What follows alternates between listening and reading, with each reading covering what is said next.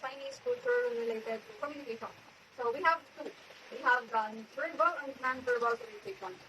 Under this verbal communication, we have the indirect communication, refusals, laughter, voice, and language. And for non-verbal communication, we have the personal space, physical contact, eye contact, silence, pointing, waving, and body language. Under indirect communication is the Chinese people rely less on words and more attentive to posture, expression, and tone of voice to draw meaning. So what about refusal?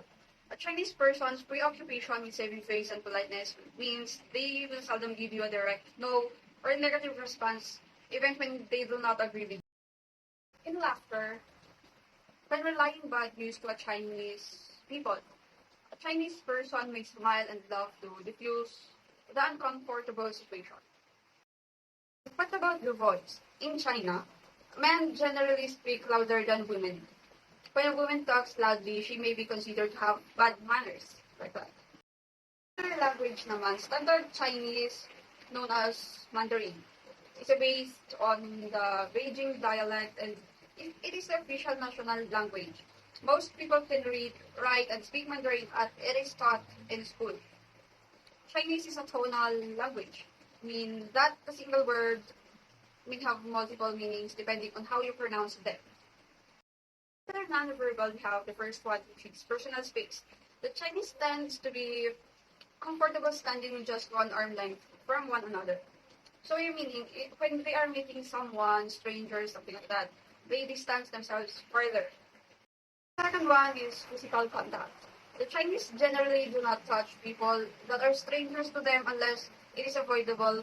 For example, when they are in crowds, something like that. The third one is eye contact. Indirect eye contact for them is considered as a sign of politeness. One may lower their gaze for someone older or more senior than them as a sign of respect. The fourth one is silence.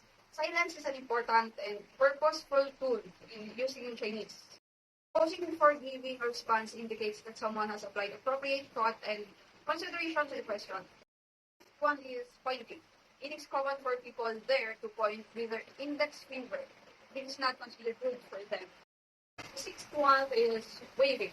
The word no may indicate by waving by hand in front of one's face. Last but not the least is the body language.